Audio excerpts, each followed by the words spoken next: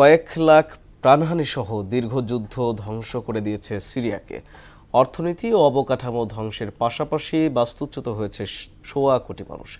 অবস্থা এমন যে শরণার্থী শিবিরেও মাথা গোঁজার ঠাঁই নেই। বিশ্লেষকরা বলছেন, রাশিয়া ও ইরানের মদতেই সিরিয়ায় বাশার আল আসাদের একনায়কতন্ত্র দীর্ঘায়িত হয়েছে। ডেস্ক রিপোর্টে আরও জানাচ্ছেন কাজী শাহরিন। হাফিজ আল আসাদের টানা ২৯ বছর সিরিয়া শাসনের পর ২০০০ সালে ক্ষমতায় আসেন ছেলে বাশার আল আসাদ, যাদের গদি রক্ষায় বরাবরই অগ্রণী ভূমিকা পালন করেছে রাশিয়া ও ইরান। প্রচণ্ড ক্ষমতাধর আসাদের ক্ষমতা টালমাটাল হতে থাকে ২০১৮ সাল থেকে। তার কর্তৃত্ববাদী শাসনের কারণে ওই বছরই সিরিয়ায় বিভিন্ন অঞ্চলে যথেষ্ট সক্রিয় হয়ে ওঠে কুর্দি বাহিনী ও ইসলামী বিদ্রোহীরা। ২০২০ সালে রাশিয়া ও তুরস্কের যুদ্ধবিরতি চুক্তির পর বড় আকারের সংঘর্ষ কমে আসে। তবে দেশের কিছু অঞ্চল বিদ্রোহীদের নিয়ন্ত্রণে থাকায় চাপে পড়ে আসাদ সরকার। এর মধ্যেই ইসলামিক স্টেট এবং আল কায়দা জঙ্গিরা বিভিন্ন এলাকায় সক্রিয় হয়ে পড়ে। আবার আমেরিকার সমর্থনে কুর্দিরাও স্বশাসনের দাবিতে সরব হয়ে ওঠে। এভাবেই ২০২৩ সালের পর থেকে দুর্বল হতে থাকে আসাদ সরকার।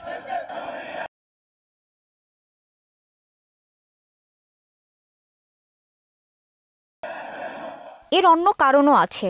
২০২৩ সাল থেকে আসাদ সরকারের প্রধান মিত্ররা অন্য সংঘাতে ব্যস্ত হয়ে পড়ে।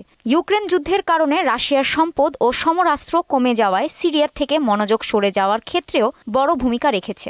ইসরায়েলের সঙ্গে সংঘাত এড়াতে ইরানও ব্যস্ত হয়ে পড়ে দেশ রক্ষায়। এই সুযোগে আসাদকে চারদিক থেকে চেপে ধরে বিদ্রোহীরা, যার ফলাফল চোখের সামনে। জাতিসংঘের তথ্য অনুযায়ী যুদ্ধে সিরিয়ার ২.৫ কোটি জনসংখ্যার অর্ধেকেরও বেশি বাস্তুচ্যুত হয়েছে।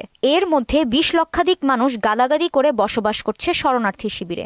এর বাইরে ১/২ কোটিরও বেশি মানুষ পালিয়ে আশ্রয় নিয়েছে লেবানন, তুরস্ক এবং জর্ডানে। আর উত্তর পশ্চিম সিরিয়ায় শরণার্থী শিবিরে বাস করছে ২০ লক্ষ মানুষ। ২০২৩ সাল পর্যন্ত নতুন লড়াই শুরুর আগে দেশটিতে ১.৫ কোটিরও বেশি মানুষ মানবিক সাহায্যের জন্য হাই হুতাশ করছে, আর তীব্র খাদ্য সংকটে ১.৫ কোটি মানুষ। জাতিসংঘের ধারণা, সংঘাতের কারণে ২০২২ সাল নাগাদ ৩,৭,০০০-এর মতো বেসামরিক মানুষ নিহত হয়েছে। এর বাইরে হাজার হাজার মানুষ অনাহার এবং রোগ শোক ও বিনা চিকিৎসায় মারা গেছে। কাজী শাহরিন, মোহনা সংবাদ।